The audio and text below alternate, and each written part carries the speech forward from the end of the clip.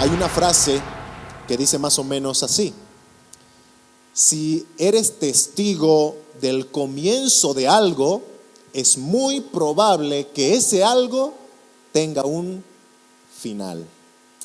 Si eres testigo del comienzo de algo, es muy probable que ese algo tenga un final. Hace casi 2 meses atrás hemos comenzado con esta serie bíblica denominada Las 7 iglesias del Apocalipsis. Y el día de hoy hemos llegado al final. Así como comenzó, también va a terminar.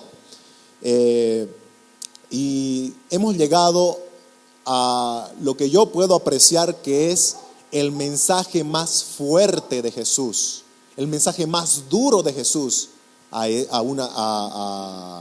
estas 7 iglesias, ¿no?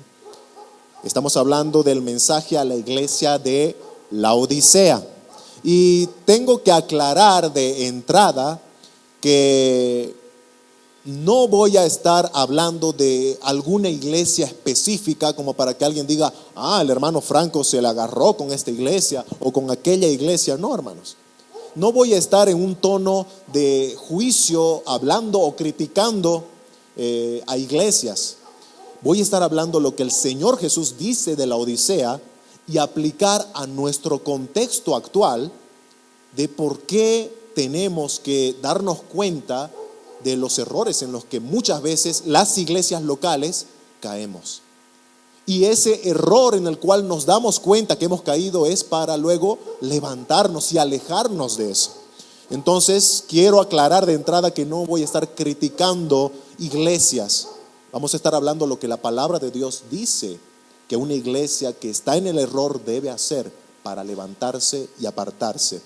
La iglesia de Laodicea, muy bien, a mediados del siglo III antes de Cristo, se conocía a la ciudad de Laodicea con otro nombre. El nombre era Diospolis, que traducido es la ciudad de Zeus, el ídolo griego, ¿verdad?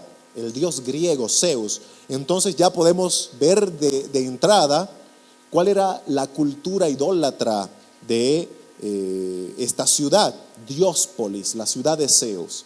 Pero en el año 250 antes de Cristo, el gobernador sirio Antíoco II cambió el nombre de la ciudad de Diospolis por Laodicea y le puso ese nombre en honor a su esposa. ¿Cómo creen que se llamaba su esposa? Laodicea, ¿verdad? Él le puso el nombre de su esposa a la ciudad, Laodicea. Bueno, la ciudad de Laodicea se caracterizaba por producir lana. Luego ellos se encargaron también de la confección de ropas caras, confección de ropas lujosas con esas lanas, y las exportaban, y así es como ellos conseguían sus ganancias, su fuente de ingreso como ciudad. También tenían una escuela de medicina. Eso es algo que hizo muy llamativo a la Odisea para atraer personas, ya sea personas que querían estudiar la medicina, como también personas que querían ser sanadas, de enfermedades. Algo interesante de esto, de la medicina en la Odisea, es que sus médicos habían inventado un ungüento especial para las enfermedades de los ojos. Normalmente, ya sea porque se realizaban viajes largos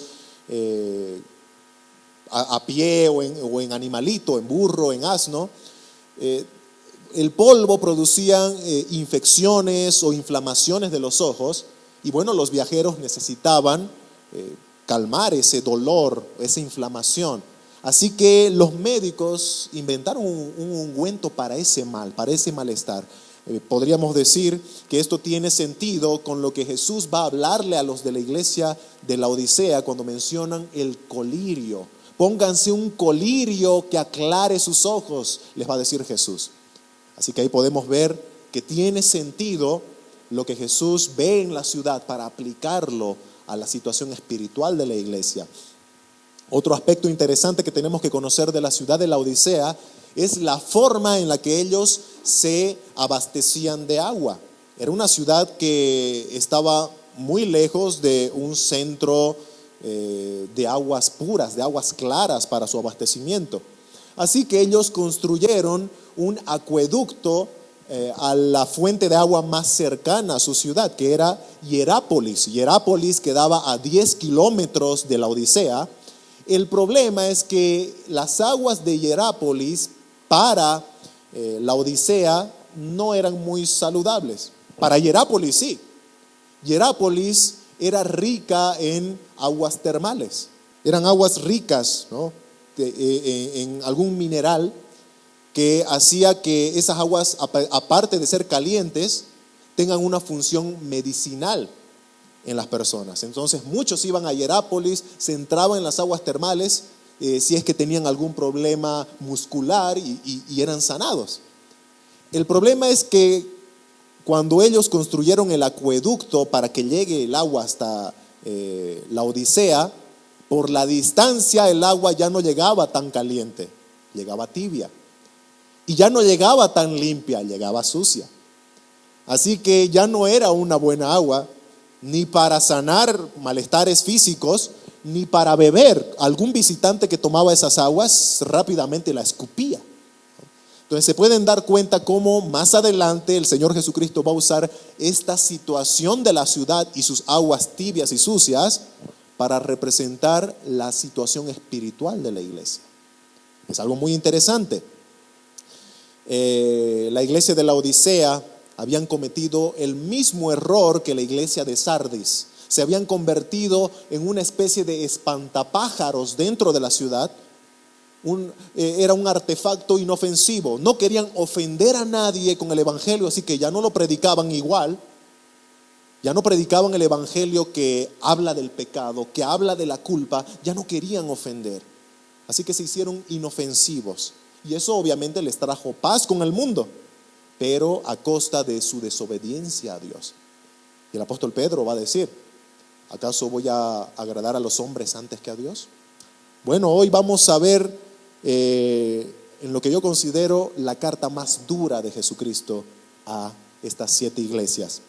Vamos a estudiar Apocalipsis capítulo 3, desde el versículo 14 al 22, y vamos a desglosar estos pasajes en 5 encabezados. Número 1, vamos a ver, como siempre en las cartas, características de Cristo. Características de Cristo. Número 2, vamos a ver el reproche a la iglesia tibia. Número 3, la ayuda de Cristo para restaurar su iglesia. Número 4, el llamado al arrepentimiento de la iglesia.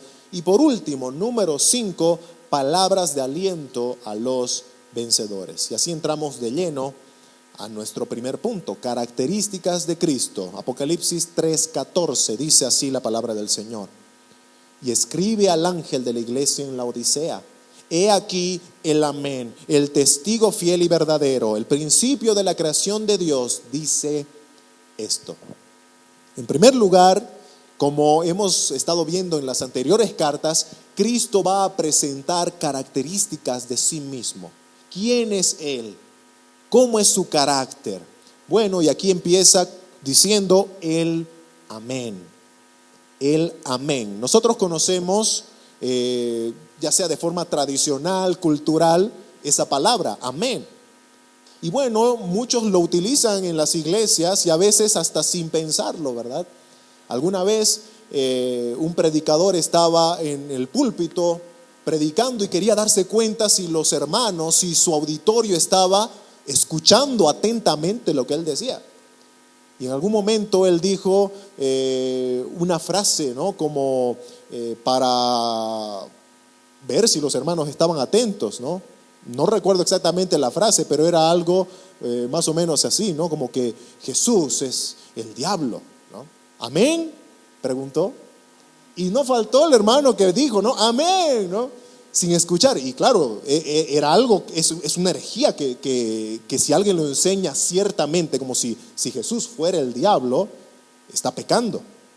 Pero este hermano dijo amén como si hubiera dicho algo bien el hermano que estaba en el púlpito, ¿no? Hermanos, la palabra amén es un sí enfático. Cuando nosotros decimos amén, estamos diciendo sí, yo estoy de acuerdo con eso. Es una afirmación de algo en lo que yo estoy completamente seguro. Es algo en donde yo estoy afirmando mi acuerdo con algo que es firme y establecido. Aquí la palabra amén está siendo utilizada para personificar a alguien, en este caso a Jesús. Jesús es el amén. Esa traducción es mucho más clara cuando se lo ve de forma literal. Esta frase, el amén, que leemos aquí, se podría traducir como el Dios de amén. El Dios de amén. De hecho, así se lo traduce en Isaías capítulo 65, versículo 16. El Dios de amén. Y se está refiriendo obviamente a Dios. Es un término que se utiliza para hablar de Dios. ¿Y se dan cuenta que Jesús lo está usando para Él mismo? Nuevamente, como a lo largo de las 7 cartas que estamos estudiando de Apocalipsis, Jesús va a reconocer su deidad delante de todos. Yo soy Dios. Yo soy el amén. Muchos tienen a Jesús como un buen profeta, como un buen hombre, como un buen maestro. Tú le preguntas a cualquier secta, te va a decir, sí, Jesús fue un buen maestro. Eso dicen los que siguen a Mahoma, ¿no? Tú le preguntas a cualquier secta, va a tener a Jesús como un buen profeta. Pero ninguno de ellos quiere reconocer y rendirse a los pies de Jesús como Dios. Y Jesús se hacía a sí mismo Dios. Él reconocía su deidad. Está usando ahora un término que solamente se utiliza para Dios. El amén, el Dios de amén. Entonces acá podemos una vez más nosotros proclamar la deidad de Jesús, porque Él así lo ha estado haciendo a lo largo de las cartas que estamos estudiando. Jesucristo es el Dios de la verdad, el amén. Él mismo se reconoce así. Y este término lo va luego a como robustecer con la siguiente frase. Él también se reconoce como el testigo fiel y verdadero. El testigo fiel y verdadero. Si Jesús es el amén, es decir, que nosotros podemos confiar plenamente en quién es Jesús, porque todo lo que hace es firme y es establecido. También nosotros tenemos que confiar que todo lo que Jesús dice es verdad. Es verdad. Por ejemplo, lo que Jesús dice de los que son suyos, de sus ovejas, eso es. ¿Y qué dice Jesús a lo largo de la Escritura que su Espíritu inspiró sobre sus hijos, sobre sus ovejas? Bueno, la Escritura dice que todos los que están en Cristo somos santos, somos justos, somos amados de su Padre, y nosotros debemos creer lo que Jesús dice porque Él es veraz. Ninguna mentira sale de su boca. Todo lo que Jesús dice, eso es. Como por ejemplo, cuando Jesús habla del pecado o el pecador, lo que Jesús dice de eso, eso es. ¿Y qué dice la Escritura? Que el Espíritu de Cristo inspiró. Bueno, dice que el pecado y el pecador son aborrecidos por Dios, son abominados por Dios. Entonces eso es. Y no tenemos que dudar del juicio que Cristo tiene sobre ya sea sus hijos o sobre el pecado y el pecador. Jesús es fiel y verdadero y debemos confiar en lo que Él dice. Como también Él se presenta como el principio de la creación. El principio de la creación. Nosotros sabemos que este texto es muy comúnmente usado por aquellos que quieren negar la deidad de Jesús. Leen, por ejemplo, el primero de la creación de Dios. Ajá, ¿ves? Jesús fue creado. Jesús es una criatura. ¿Por qué? Porque dice que fue el principio de la creación, es decir, que fue creado primero, antes que todo, pero fue creado, ¿no? Pero hermanos, el problema es que estamos entendiendo mal lo que dice el texto. Aquí no está diciendo que Jesús fue creado primero. La traducción más correcta es que Jesús es el origen de la creación de Dios. el autor de la creación de Dios. Esa palabra principio viene del griego arge, que significa el incitador, el autor, el instaurador de la creación. Entonces te das cuenta que no está hablando de Jesús como un ser creado, sino más bien como el autor de todo lo creado. El pastor John MacArthur, un pastor norteamericano, hablando sobre esto, dice: el autor de la creación. Esa frase corrige una herejía que al parecer ya estaba presente tanto en la Odisea como en Colosas, la iglesia de los colosenses. La herejía decía que Cristo era un ser creado, pero todo lo contrario, Él es el principio, Él es el iniciador que dio origen a toda la creación. ¿Se dan cuenta que el texto no está hablando de Jesús como un ser creado, sino como el iniciador de la creación, el origen de todo? Por ejemplo, otro texto muy mal interpretado es el que el apóstol Pablo le escribe a los colosenses, en Colosenses 1:15, cuando dice que Jesús es el primogénito de toda creación. Ajá, ¿ves? El primogénito de toda creación. Fue creado primero, pero fue creado. No está diciendo eso. No está diciendo eso. Otro comentarista, hablando de el primogénito de la creación, dice que desde el Antiguo Testamento un primogénito era el principal heredero de los bienes de su padre.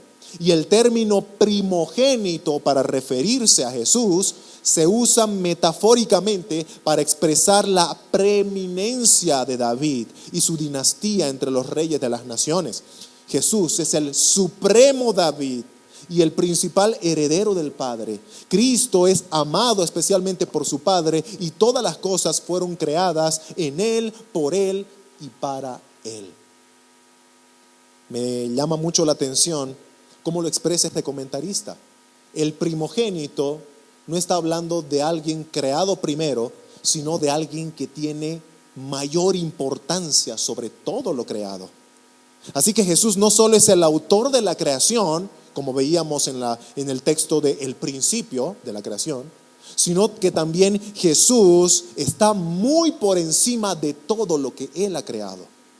Que eso es lo que significa el primogénito, el más importante de todo, el trascendente. Entonces es interesante que a veces pensamos que todas esas herejías que han salido hoy, como la que dice que Jesús no es Dios sino un ser creado, pensamos que es solo de este tiempo. Pero aquí vemos al apóstol Juan escribiendo, inspirado por Cristo, a una iglesia que ya estaba sufriendo con este tipo de herejías en el primer siglo. Vamos a pasar a nuestro segundo punto: el reproche a la iglesia tibia. Bueno, acá vemos nosotros en primer lugar, en los versículos 15 al 17, que Jesús conoce las obras de la iglesia. Conoce las obras de la iglesia. Sus obras eran motivo de vergüenza y entristecimiento para Jesús. Y bueno, como toda acción es la expresión del corazón, Jesús va a mostrar cuál es el corazón con el que hacían las cosas los de la Odisea. Dice la palabra de Dios, Apocalipsis 3:15: yo conozco tus obras, que ni eres frío ni caliente. Ojalá fueses frío o caliente. ¿Recuerdan que hablábamos de las aguas de la Odisea? Esas aguas que las hacían traer en acueductos 10 kilómetros de su ciudad. Bueno, las aguas frescas en la zona las tenía los efesios. Ellos se caracterizaban por tener manantiales, lagunas de aguas frescas que calmaban la sed. Y las aguas medicinales la tenía Hierápolis, 10 kilómetros de la Odisea, con sus aguas termales. El tema es que la Odisea no tenía aguas, y al traer aguas de otro lado, bueno, le llegaban aguas que eran tibias. Jesús está usando esto de la geografía y de las aguas que había en esa zona como un ejemplo de que las temperaturas de las aguas tenían un fin, un propósito en base a esa firmeza de la temperatura, ¿no? Las aguas frías o las aguas frescas que calman la sed, y las aguas termales, calientes, ricas en algunos minerales que sanaban malestares del cuerpo. Pero el agua tibia, hermanos, no sirve para nada, ¿no? No sirve ni para calmar la sed, ni tampoco sirve para sanación medicinal del cuerpo. Por eso dice en el versículo 16, pero por cuanto eres tibio y no frío ni caliente, te vomitaré de mi boca. Te vomitaré de mi boca. Las aguas sucias y tibias de la Odisea no servían para el consumo humano. Un viajero que visitaba y que no conocía el estado de las aguas, tomaba esas aguas y las escupía. Eran tibias, eran sucias. Y alguno que se animaba a ingerirla, bueno, se enfermaba. Entonces ahí tenemos ese estado nauseabundo de las aguas de la Odisea. Jesús compara las tibias y nauseabundas aguas de esta ciudad con el estado espiritual de la iglesia. Con el estado espiritual.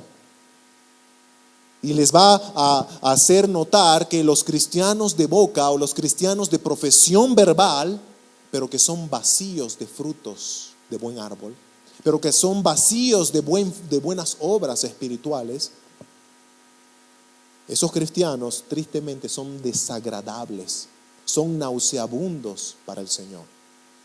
Esa frase, te vomitaré de mi boca, es equivalente al juicio de Dios. ¿Recuerdan lo que le dijo en un tono de juicio a la iglesia de los Efesios en su carta? Le dice, quitaré tu candelero de su lugar si no te arrepientes. Ese es un juicio. Jesús le estaba diciendo a la iglesia de los Efesios porque se habían alejado de su primer amor. Y aunque era una iglesia que conocía mucho, tanto que reconocía a los falsos apóstoles, era una iglesia que hacía todas las cosas sin amor. Sin amor. Y Jesús dice, si sigues así, quitaré tu candelero. Ya no te consideraré una iglesia mía. Dejaste de alumbrar de mí. Juicio. Ahora te vomitaré de mi boca. Lo que le dice aquí a los de la Odisea tiene esa misma connotación, ese mismo sentido de juicio. Ya no te consideraré mi iglesia. ¿Cuál era el pecado de la Odisea? El orgullo. El orgullo. La Odisea iba a ser juzgada por su envanecimiento, por su arrogancia, esa arrogancia que los llevó a pensar que eran autosuficientes, que eran independientes de Cristo, que no necesitaban ayuda de nadie, ni siquiera de Jesús. Y se jactaban en cuán grande era esa iglesia, en cuánta riqueza tenía esa iglesia, dice Apocalipsis 3:17. Porque tú dices, Jesús está diciendo lo que la iglesia dice, lo que la iglesia proclama: soy rico y me he enriquecido y de ninguna cosa tengo necesidad. ¿Se dan cuenta? La autopercepción que la iglesia de la Odisea tenían sobre sí mismos. Somos una iglesia grande, rica, próspera. Nuestra iglesia es próspera económicamente. Tenemos nuestros graneros llenos. No nos falta nada. No necesitamos ayuda. Y yo sé que tal vez eso está pasando hoy en día en muchos lugares, y que el Señor nos guarde de que no nos pase aquí a nosotros.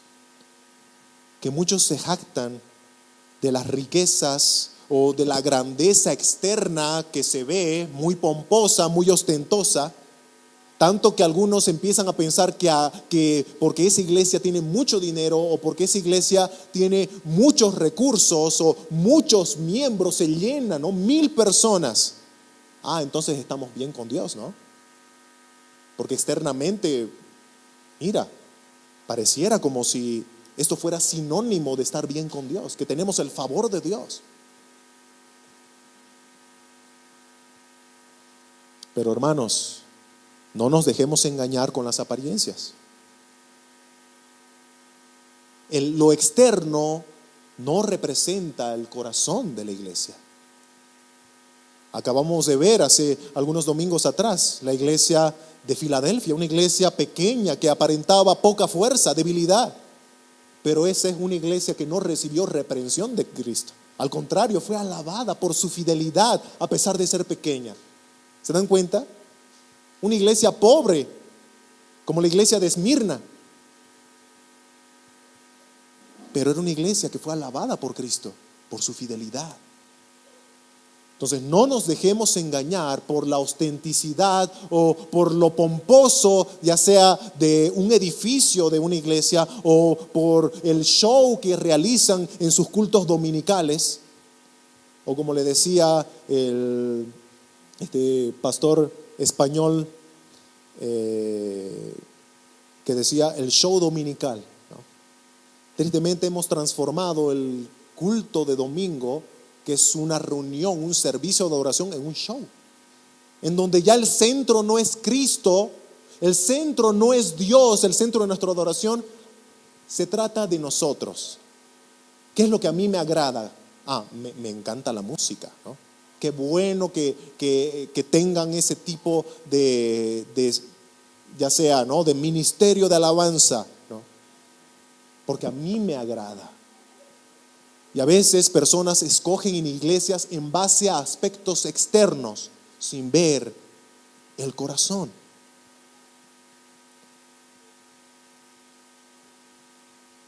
El problema cuando nos sentimos ricos es que nos sentimos poderosos.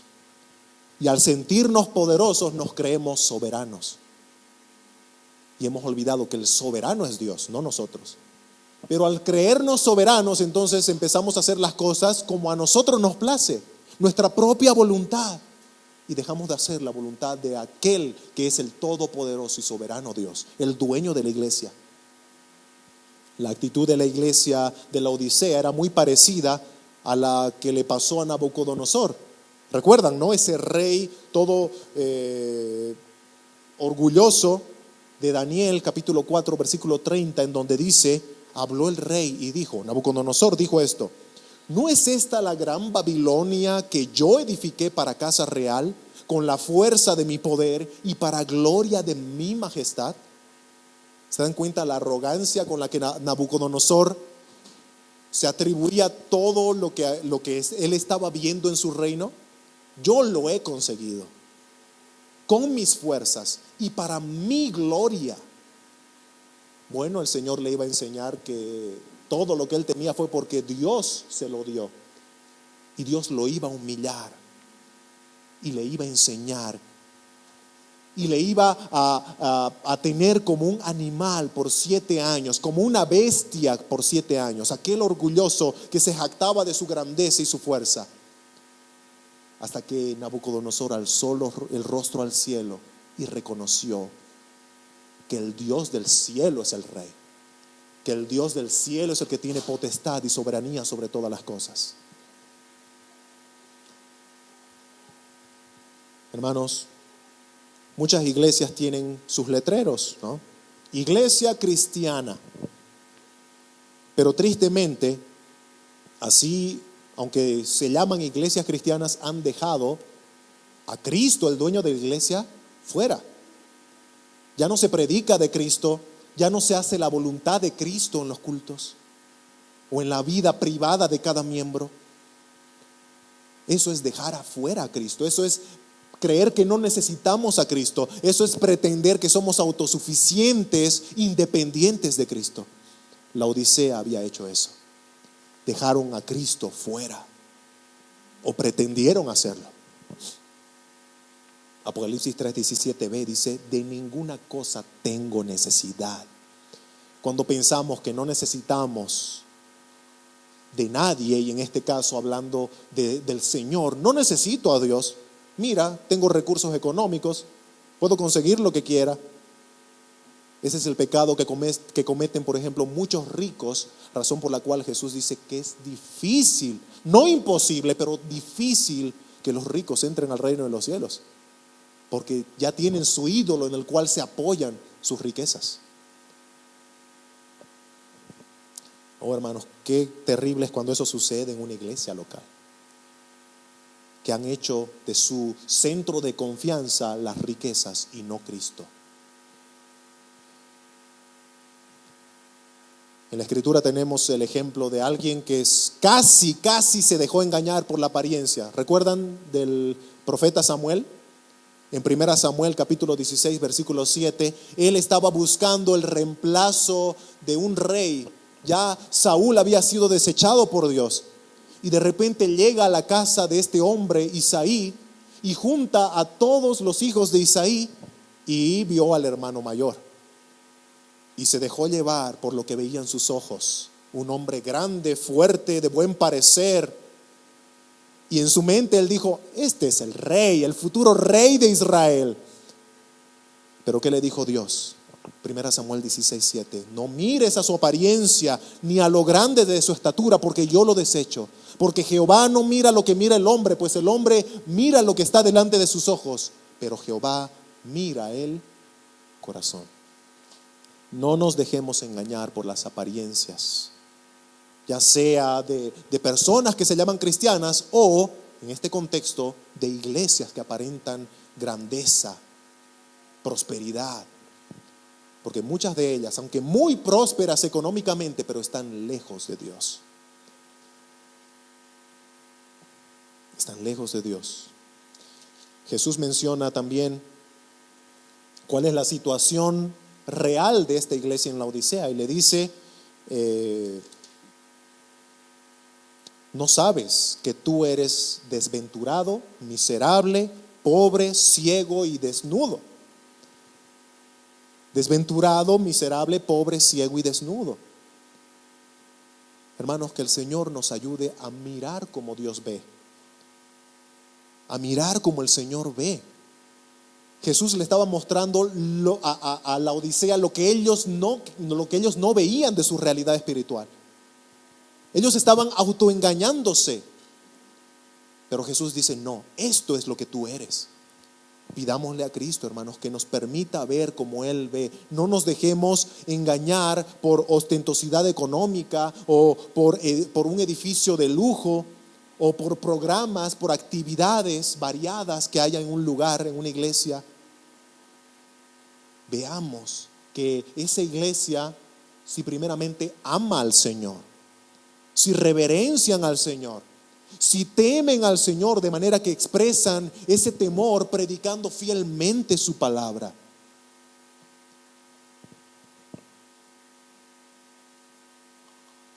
Y así pasamos a nuestro punto número 3. La ayuda de Cristo para restaurar la iglesia.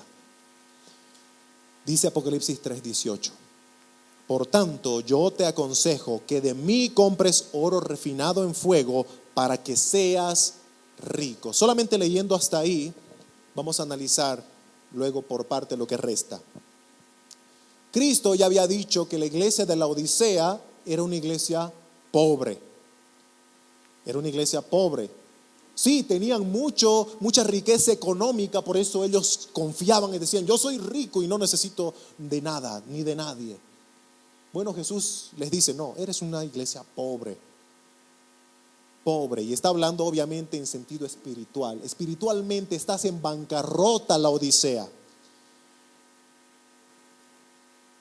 Pero luego le dice: porque estás pobre, yo te ofrezco que seas rico. Yo te ofrezco riqueza espiritual.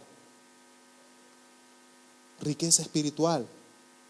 ¿Y qué debe hacer la iglesia pobre espiritualmente para ser rico espiritualmente? Acudir a Cristo. Acudir a Cristo. Yo te aconsejo que de mí, dice, ¿no? De mí compres oro refinado. Entonces ahí vamos a ver nuestro primer inciso. Jesús provee oro refinado. Y está hablando en sentido espiritual. No está hablando del metal precioso, amarillento y brillante que todo el mundo anhela tener. No es que Jesús está diciendo: vengan, háganse cristianos y yo les voy a dar un ligote de oro a cada uno. Así todo el mundo quisiera ser cristiano, ¿no? A los cristianos les van a dar oro, amén, ¿no? No, no está hablando en sentido físico, material. Jesús está hablando de un oro refinado espiritual. El oro refinado en fuego se representa en las Escrituras como las pruebas que un cristiano va a pasar. Las pruebas que un cristiano va a pasar. Y esas pruebas, ¿qué hacen? Fortalecen la fe del cristiano. Ese es el oro refinado. Ese es lo que Jesús está ofreciendo. Primera Pedro capítulo 1 versículos 6b al 7 dice: si es necesario, tengáis que ser afligidos en diversas pruebas, para que sometida a prueba vuestra fe, mucho más preciosa que el oro, el cual aunque perecedero se prueba con fuego, sea hallada en alabanza, gloria y honra cuando sea manifestado Jesucristo. Un cristiano rico es aquel que tiene una fe firme y fuerte. Una fe que el Señor ha fortalecido a través de las pruebas. Mientras muchos cristianos quieren huir de los problemas, por eso van a esos lugares, ¿verdad? Pare de sufrir, etcétera, etcétera. Mientras muchos cristianos quieren huir de los sufrimientos, y no estoy diciendo que el sufrimiento se disfruta, no. Pero la Escritura dice que eso para el cristiano es de edificación. Fortalece su fe. Oh hermanos, las mejores lecciones el cristiano las aprende en los momentos de dolor. Cuando el cristiano está sufriendo es cuando más valora el amor de Dios. Cuando el cristiano está sufriendo es cuando más deseo tiene de buscarle. ¿Se dan cuenta cómo el Señor usa el dolor, el sufrimiento? Ese es el oro refinado que Jesús ofrece a los suyos. Un comentarista dice: lo que está en juego aquí es que todas las impurezas deben ser eliminadas con fuego. Las pruebas, ¿no? Las pruebas son el fuego y elimina las impurezas, de modo que la fe de este cristiano surja intacta de ese fuego y como consecuencia su amor por Cristo sea más puro. ¿Alguna vez te pusiste a pensar de eso con respecto a las pruebas? Que las pruebas permiten que tu fe se fortalezca, pero al mismo tiempo que ames más puramente al Señor. Si tienes una fe firme, una fe fuerte, vas a tener un amor a Dios más fuerte, un amor a Dios más puro. Él está eliminando a través de la prueba que estás pasando ahora mismo. En tu presente estás sufriendo, estás siendo quemado en fuego y duele, pero el Señor está con ese fuego de la prueba eliminando esas impurezas que se han vuelto un estorbo para que ames al Señor más puramente. Jesús provee a sus hijos oro refinado, pero también dice que Jesús provee vestimenta de justicia. Todos los cristianos hemos sido revestidos con la vestimenta de justicia de Cristo. Todo cristiano ahora tiene, como lo ilustra Apocalipsis, una vestimenta blanca. Y cualquiera puede decir: pero ¿por qué? Yo sé cómo he vivido en mi vida pasada, yo sé lo que he hecho en mi vida pasada. Incluso en el presente, yo no soy perfecto, yo sé cómo tropiezo, cómo caigo, cómo me equivoco. Es imposible que mis vestimentas espirituales sean blancas. Bueno, la Escritura dice que las vestimentas que tienes, si eres cristiano, no son tuyas, no dependen de ti, de tus fuerzas. Son las que Jesús ha ganado para ti y las que te ha regalado, viviendo en esta vida perfectamente como un hombre que ni una mentira dijo, que nunca ofendió de una manera pecaminosa a nadie. Y si alguien era ofendido por algo que decía Jesús, era ofendido por la verdad de aquel que es el fiel y verdadero, no porque Jesús decía algo malo. Así de perfectamente vivió Jesús, así de pura y limpia es su vestimenta, esa vestimenta de justicia con la cual llegó a la cruz y murió siendo justo. Pero todo aquel que cree en Jesús recibe esa vestimenta justa de Cristo, recibe su justicia. Y de eso está hablando este texto. Apocalipsis 3:18 dice: y vestimentas blancas para vestirte, y que no se descubra la vergüenza de tu desnudez. Recuerdan que hablábamos que la ciudad de Laodicea tenía sus ingresos por la producción de lana y la confección de ropas costosas. Jesús está usando en términos textiles esta ilustración para mostrar lo que Él ofrece espiritualmente a los cristianos de la Odisea, a la iglesia de la Odisea. Jesús les ha ofrecido su justicia. Y como hay muchos en la iglesia de la Odisea que también no son cristianos, Jesús ofrece en un sentido salvífico a ellos también esa justicia. Jesús les ofrece su justicia.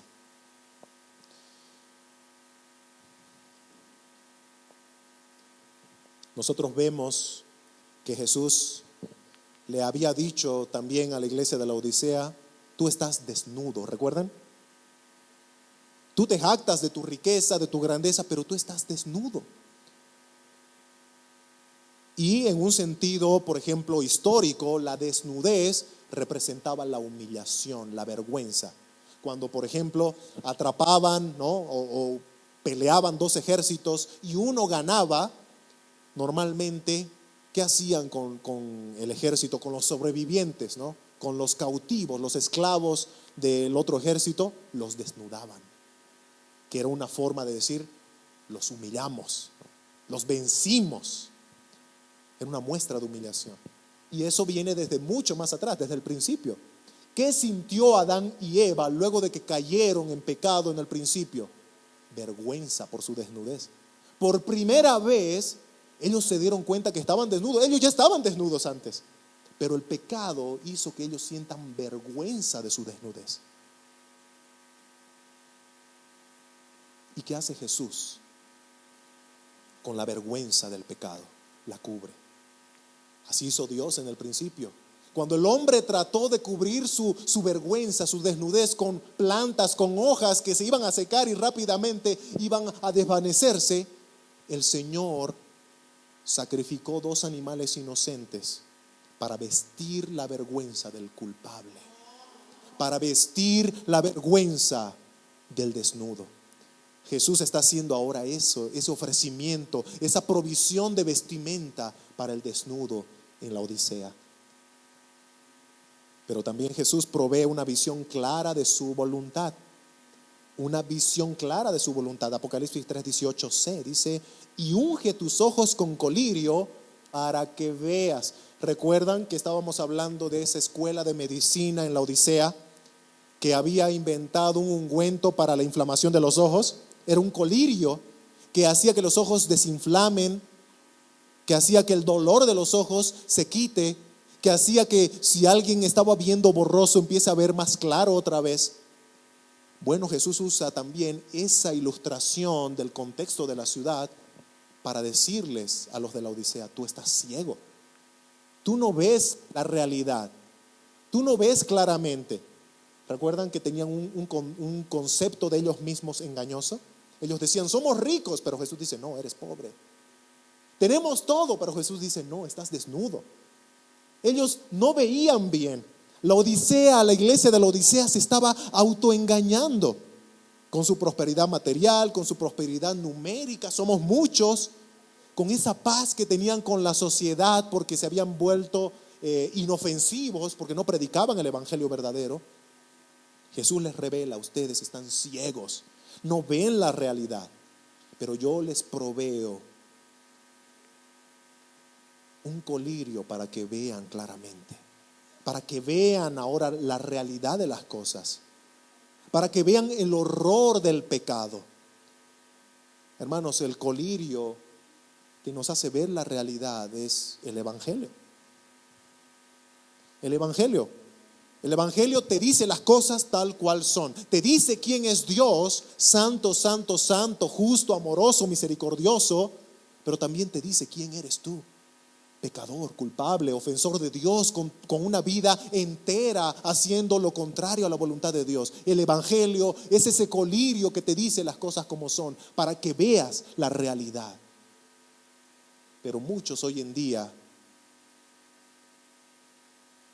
no quieren ese colirio. arde en los ojos. No me gusta que me eches ese colirio en donde me dices que soy culpable. Me ofende. No quiero escucharlo. Por más que tenga un propósito de que vas a ver bien, de que vas a ver claro por primera vez, no lo quieres. Jesús ofrece ese colirio para dar una visión más clara de su voluntad. Él quiere la salvación de los pecadores que creen en Él. Él es grande en misericordia, que aunque nosotros en nuestra naturaleza le rechazamos, le aborrecemos, no buscamos a Dios, como dice Romanos capítulo 3, Jesús provee con su evangelio una visión clara de quiénes somos y por qué le necesitamos tan urgentemente. Y así pasamos a nuestro punto número 4, el llamado al arrepentimiento de la iglesia. Les dije al principio que este era el mensaje más duro que Jesús dio a estas 7 iglesias, y lo es. Apocalipsis capítulo 3 versículos 19 al 20 dice: yo reprendo y castigo a todos los que amo. Sé pues celoso y arrepiéntete. He aquí, yo estoy a la puerta y llamo. Si alguno oye mi voz y abre la puerta, entraré a él y cenaré con él y él conmigo. En primer lugar, vamos a ver que Jesús disciplina a los que ama.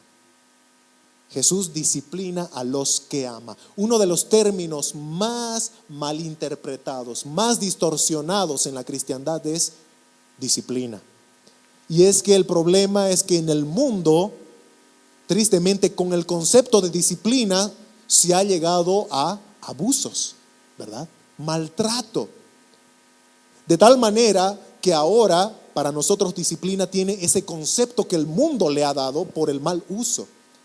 Pero la palabra disciplina es un término bíblico que la iglesia debe aplicar porque Dios lo aplica. La disciplina bíblica es todo lo contrario a lo que el mundo ha hecho de la disciplina, ¿no? La disciplina del mundo. La disciplina no es ni venganza, no es una forma de desahogar mi ira con otro. La disciplina no es revanchismo, no. Nos suena chocante cuando la Biblia presenta a la disciplina como una expresión de amor. ¿Se dan cuenta? ¿A quién disciplina Dios? Al que ama. Hebreos capítulo 12 versículos 6 al 7 dice: porque el Señor al que ama, ¿qué hace? Disciplina. Y azota al que recibe por hijo.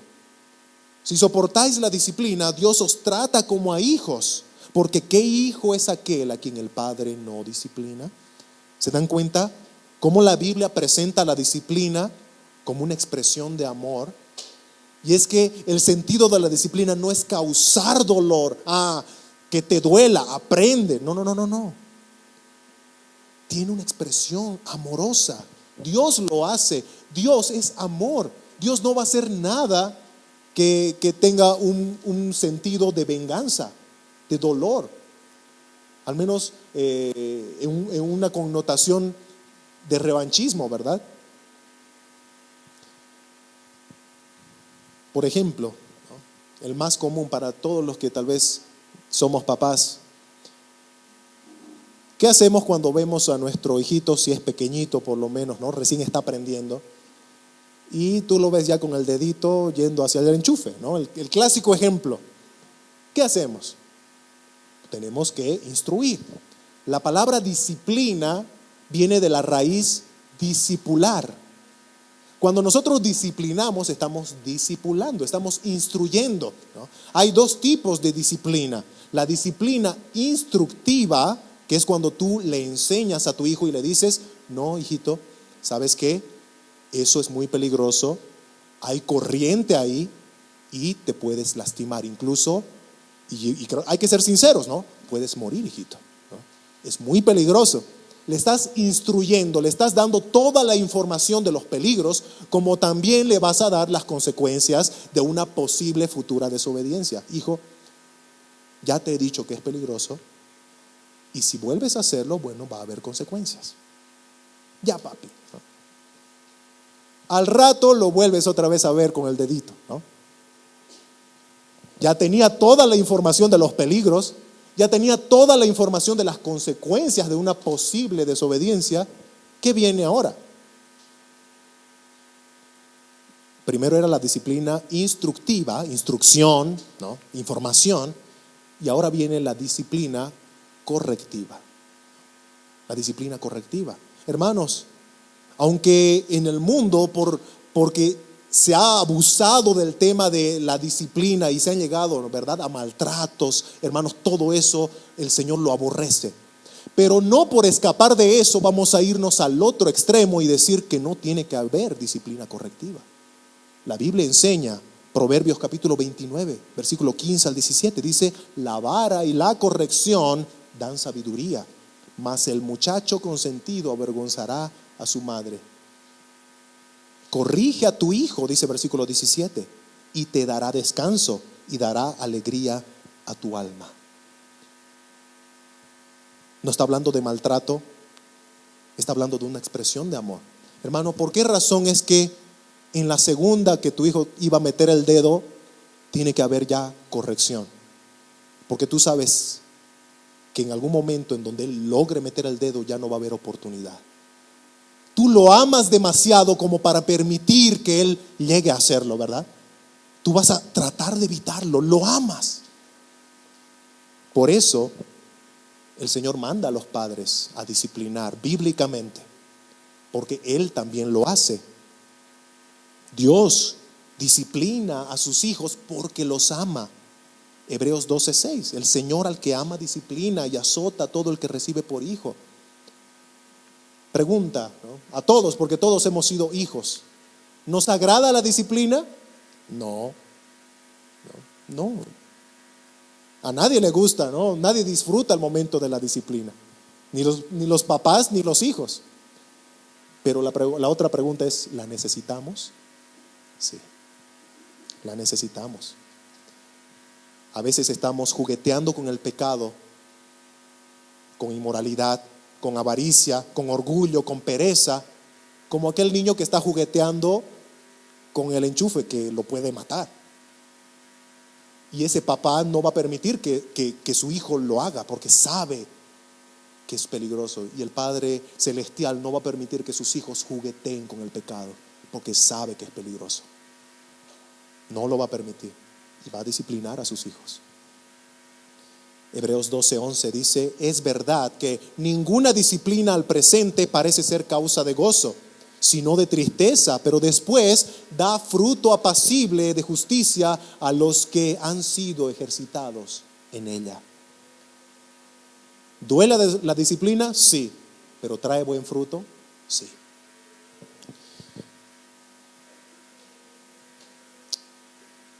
Jesús disciplina a los que ama.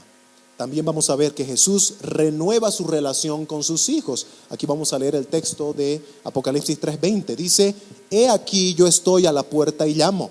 Si alguno oye mi voz y abre la puerta, entraré a él y cenaré con él y él conmigo. Este es un versículo muy utilizado para evangelizar, ¿verdad? ¿Cuántos no lo han utilizado para decirle al inconverso: oye, Jesús está a la puerta de tu corazón tocando, vamos, déjale entrar, ¿no? Y bueno, no estoy diciendo que no pueda hacer una ilustración, pero el texto no está hablando de Jesús afuera del corazón del inconverso tocando la puerta. Jesús, ¿a quién le está escribiendo esta carta? A una iglesia cristiana, ¿verdad? Entonces lo que Jesús está hablando aquí de entrar a una relación con esta otra parte es a creyentes, no a inconversos.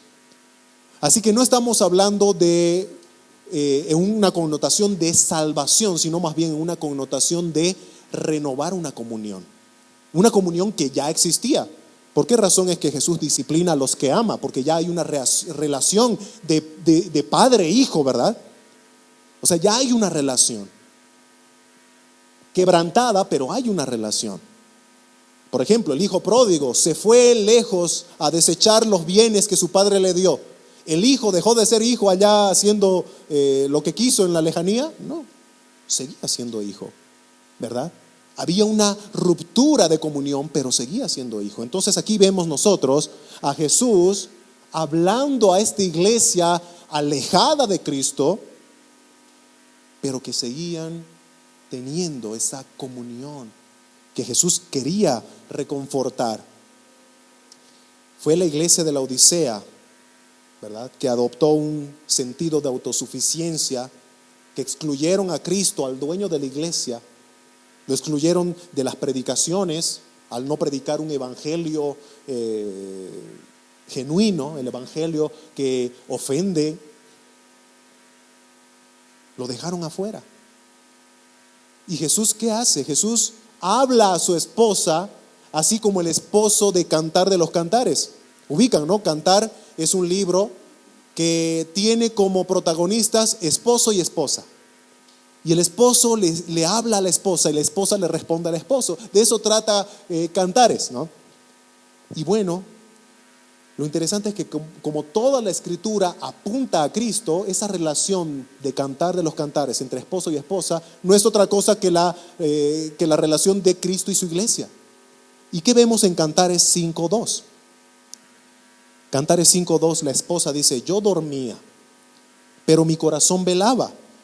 Es la voz de mi amado que llama.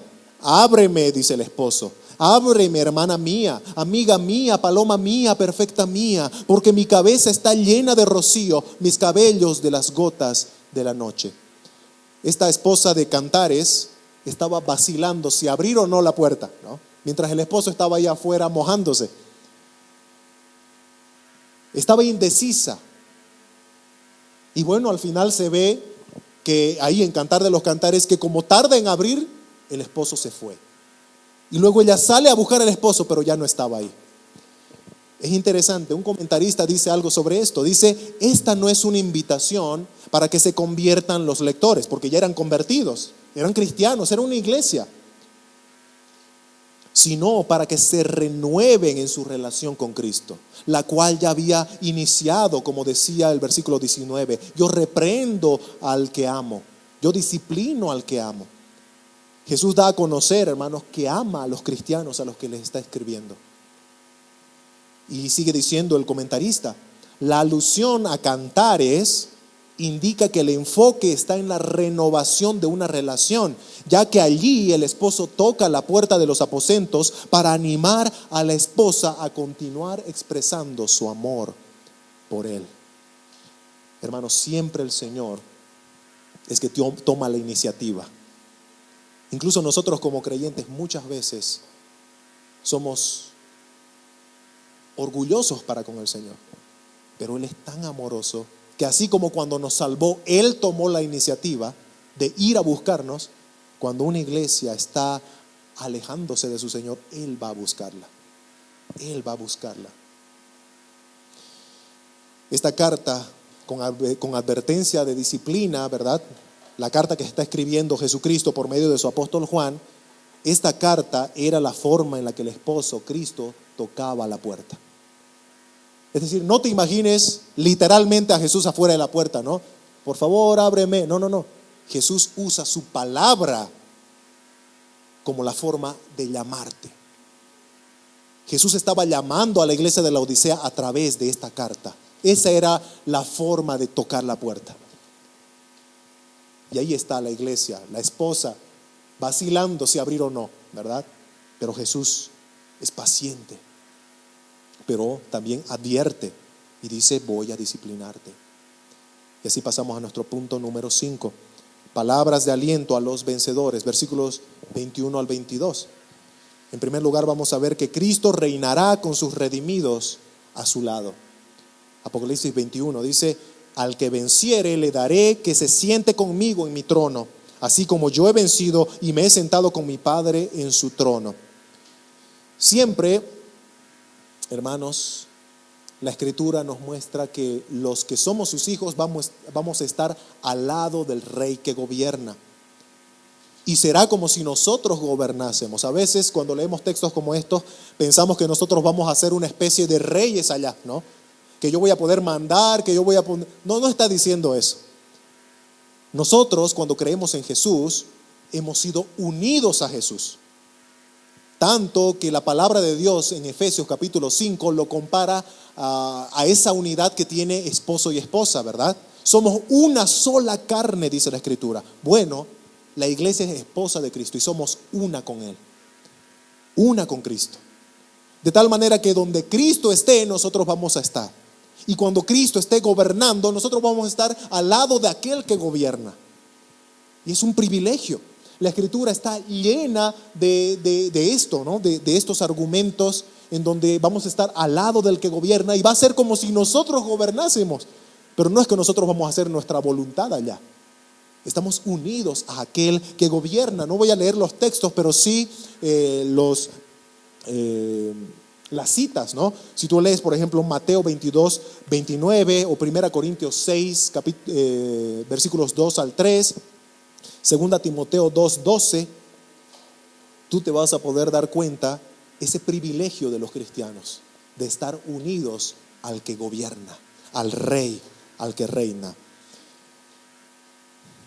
Muchos anhelan ir al cielo por las calles de oro. Muchos anhelan ir al cielo para ver el mar de cristal. Pero hermanos, el verdadero anhelo del cristiano tiene que ser ir al cielo, no por el cielo, sino por aquel que está ahí, que es Jesús. Y porque vamos a estar unidos a aquel que, como dijo el apóstol Pablo, que una vez que nos unamos o que lo encontremos en las nubes, cuando Él retorne, estaremos siempre con Él. Siempre con Él. Y al final termina el apóstol Juan con el llamado a la obediencia. El que tiene oídos, oiga lo que el Espíritu dice a las iglesias. Y tenemos la conclusión. Hermanos, vamos a sacar una aplicación de meditación, de desafío. Hemos acabado esta serie y no tiene que ser como que, qué bonito, mucha información de las iglesias. No, tiene que tener un fruto en nuestra vida, una aplicación. Como iglesia, congregacionalmente, Iglesia Cristiana Gracia, hermanos, ¿cómo nos calificaríamos? ¿Será que somos una iglesia refrescante, como esas aguas frías que calman la sed? O tal vez somos como esas aguas calientes, esas aguas termales, ricas en algunos minerales que tienen fines medicinales y sanan malestares. O tal vez somos una iglesia tibia, que ni sacia la sed de los sedientos espirituales, ni sana las heridas que el pecado causa en sus víctimas. ¿Cuál de esos seremos? Otra pregunta. Tú ya sabes tal vez, o ya has puesto alguna calificación. Somos esto, ¿no? O somos aquello. En base a aquello que tú has calificado, ¿tú te sientes responsable de alguna manera de ese diagnóstico que le has dado a nuestra iglesia local?